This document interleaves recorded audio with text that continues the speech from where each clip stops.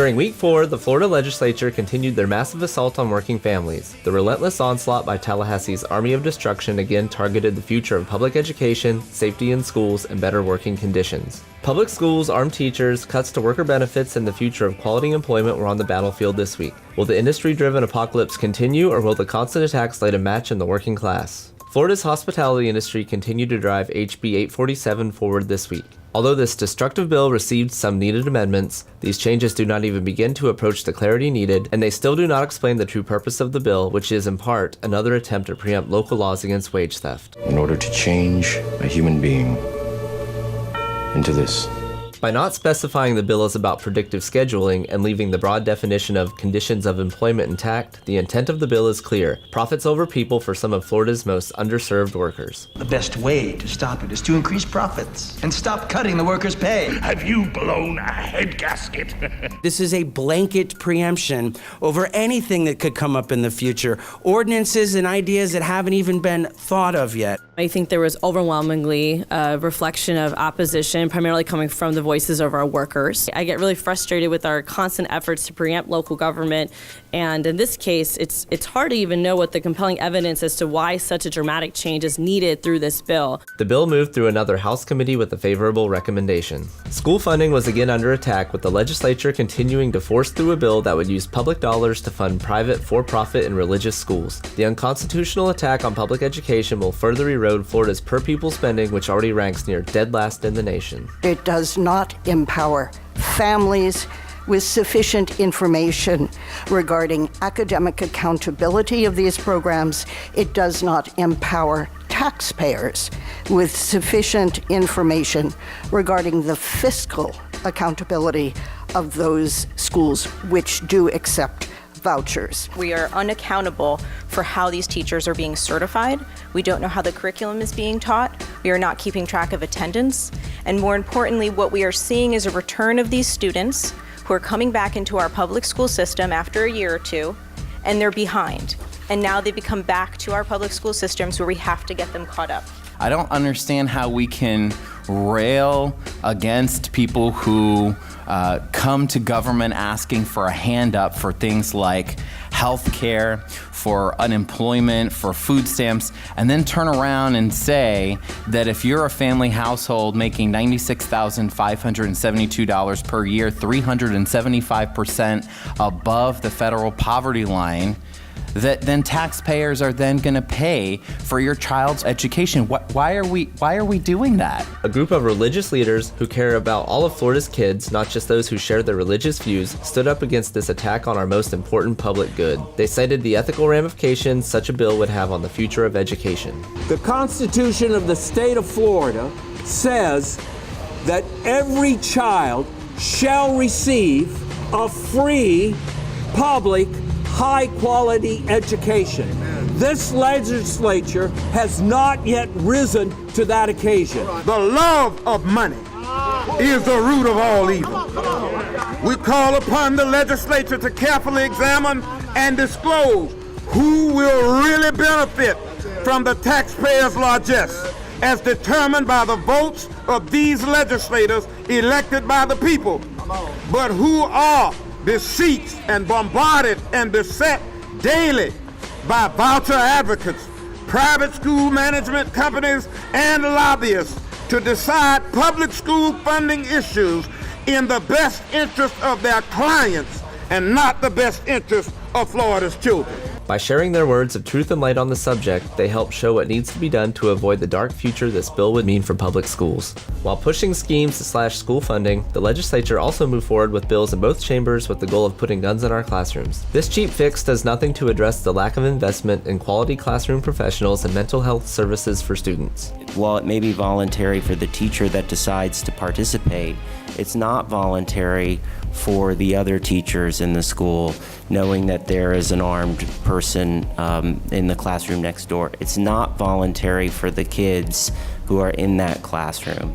The only people who should have guns on school campuses are trained, sworn law enforcement officers, and if we need more of them, let's do what it takes to pay for them. We've already dramatically expanded the program. We've abandoned last year's compromise on who could be armed in our classrooms and who could not be. You know, I don't get any assurances from the fact that arming teachers is voluntary, because in this legislature, arming teachers is only voluntary until it isn't voluntary. Despite overwhelming opposition, the House committee approved the bill. The Senate followed the House's lead and resumed discussion of SB 7070, which was temporarily postponed last week. As legislators, it is imperative that we stop looking for quick and inexpensive fixes to our problems. These things possibly bring more trauma to our students than any safety and security. Sergeant Major Brooks out of Fort Bragg, North Carolina, asked after losing 3 soldiers to accidental discharge.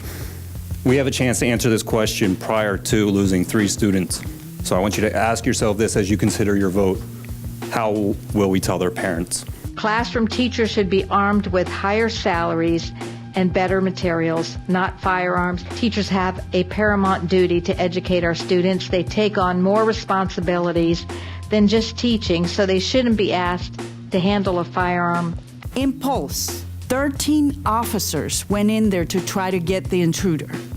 They shot 172 rounds.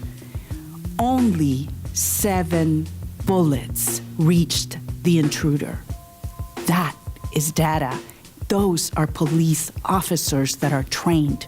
Please, we cannot ask our teachers to be better than police officers. Like the House, the Senate committee did not listen to the will of the people and passed the bill favorably out of committee. This bill could forever change the face of education by putting armed guards in front of our children, not teachers. Any special message for all the kids watching at home?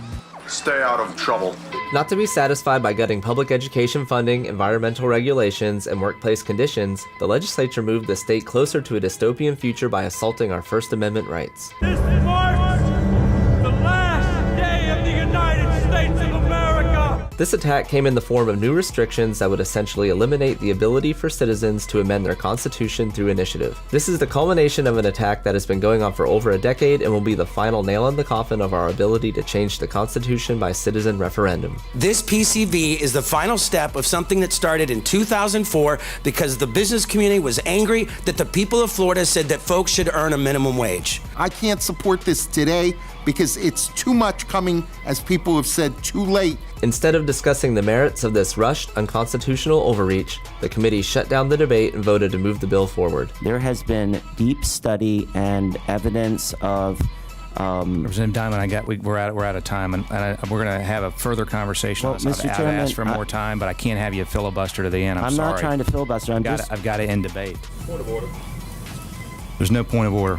Call the roll. Despite overwhelming opposition by attendees, the bill was moved favorably out of committee and will be given a bill number as it moves through the House. There is a rushed Senate companion up on Monday, so please call your senators and tell them to vote no on this unconstitutional attack on our First Amendment rights. Visit our website for more information on this bill and how to contact the legislature.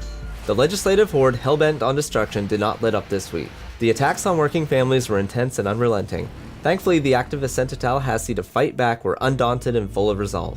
Hear what they had to say about their experience. This has been a great opportunity in Tallahassee. It's my first time here. I learned this week the importance of having relationships with all of your representatives. Every year when I come up here, it's always different. I learn more how things operate on the state level. Glad I got an opportunity to come up here and unite with my brothers and sisters. The strength in numbers, the support that we have seen as educators has been amazing.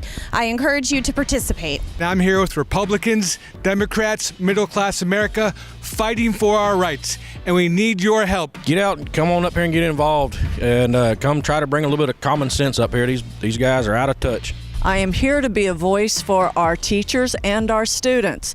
Everyone needs to make their voice heard, because without us, they do exactly what they want to do. Your vote counts. You have to get out and vote. And these numbers that we have down here in Tallahassee is powerful. You need to be an agent of change. In order to be an agent of change, you need to join the fight. We're up here addressing those major issues and concerns that plague our folks back home. We urge everybody to get your family out to vote. Get your families involved in what's going on up here in the Florida legislature. Call your local senators. Call your local representatives. Go to your commission meetings. Get in contact with those people that's very important in your communities. We need to make a change. Now's the time for change. Back in the shop, it's really easy to get bogged down with all those kind of small pictures issues that we deal with every day, and we forget sometimes about those bigger picture issues that affect our workers in such an important way. What I learned today is that there's power in numbers, and everybody matters, big, small, old, or young, and we need all the support we have because this is a long fight. We're here to help try to fight this bad legislation that gets passed through. We're the last line of defense, and we need more people to come up here and help. Get out here, get involved, and make it happen. Watching the legislature in action brought out a fight in these brave activists that they didn't know they had. They held fast in the battle against big money interests looking to bring an apocalypse to the world we know. But as we saw this week, in many ways the battle has just begun. Let the 75th Hunger Games begin.